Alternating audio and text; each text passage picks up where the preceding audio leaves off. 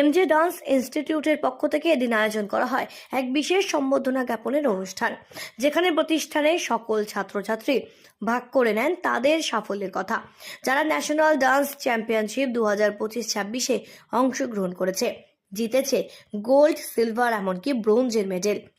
গত 6 এবং 7 জানুয়ারি আসানসোলে ন্যাশনাল ডান্স চ্যাম্পিয়নশিপ 2025 এবং 26 অনুষ্ঠিত হয়, যেখানে দেশের বিভিন্ন প্রান্ত থেকে আগত প্রায় 300 জন শিল্পীরা অংশগ্রহণ করে। তাদের মধ্যে জয়ের পতাকা তুলে নেন এমজে ডান্স ইনস্টিটিউটের 12 জন ছাত্রীরা। 2018 সালে পথ চলা শুরু হওয়া এই এমজে ডান্স ইনস্টিটিউটের ছাত্রীরা মোট 3টি সোনার মেডেল, 2টি সিলভার মেডেল এবং 1টি ব্রোঞ্জের মেডেল জিতেছে। আজ শুধুমাত্র বাংলার গর্ব দীপক সাউয়ের পরিচালনায় এই প্রতিষ্ঠানের ছাত্রীরা জাতীয় স্তরে নিজেদের সাফল্যের খ্যাতি লাভ করেছে। তবে এখন তাতেই তারা ক্ষান্ত নয়, প্রস্তুতি চলছে এবার দেশের গণ্ডি পেরিয়ে বিদেশের মাটিতে পা রাখবার। আন্তর্জাতিক স্তরে জয়ের পতাকা তোলার ইচ্ছে নিয়ে এখন জোর কদমে চলছে তার প্রস্তুতি। পান্ডুয়া, খড়দহ এবং সোদপুরে রয়েছে এমজে ডান্স ইনস্টিটিউটের 3টি শাখা। আজ যাদের সুবাদে বহু ছাত্রছাত্রীরা নিজেদের সমাজে প্রতিষ্ঠিত করবার লক্ষ্যে এগিয়ে চলেছে। আজ এই প্রতিষ্ঠানের ছাত্রীদের সাফল্যে সাড়া ফেলে দিয়েছে এলাকা জুড়েও। খুশি এবং আপ্লুত অভিভাবকরাও। শ্রী প্রকাশ সিনহা স্যার আছেন, উনি আমাদের বেঙ্গলের ইউনিটের উনি প্রেসিডেন্ট, উনি করিয়েছিলেন এই অর্গানাইজটা। ওর মধ্যে আমরা গিয়ে পার্টিসিপেট করেছিলাম। আমাদের বাচ্চা আছে গোল্ড, সিলভার, ব্রোঞ্জ মেডেলিস্ট নিয়ে এসেছে। আগেকার লোকের মাথায় এটা আছে কি ডান্সে কিছু করা যায় না, মেয়ে মানুষ হোক ছেলে মানুষ হোক কিছুই করতে পারবে না, ডান্স মানে ফালতু জিনিস।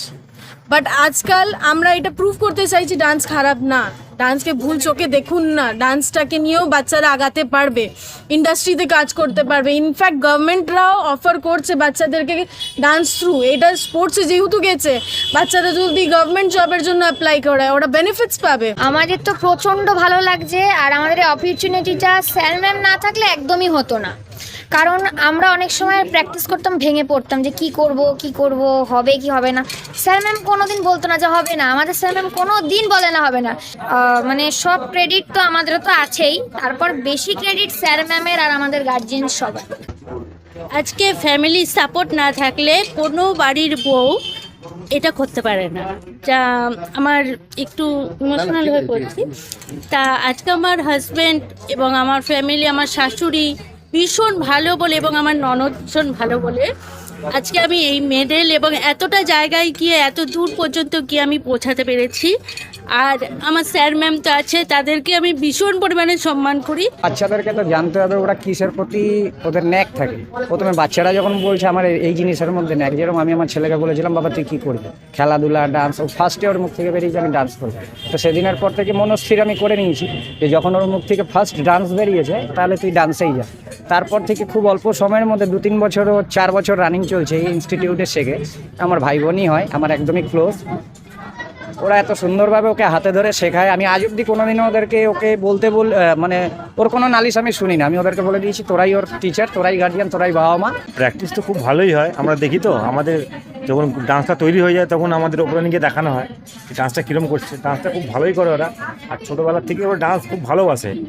একদম টিভিতে যে গান চলে সেটা দেখেও তুলতে পারে, তখন দিয়ে বুঝতে পারি ডান্সে ওর ন্যাকটা আছে, তাই বলে আমরা ডান্স দিয়েছি। এখন 11 বছর, তাই এতটা এগিয়ে গেছে, এখন তো পুরো লাইফ বাকি আছে।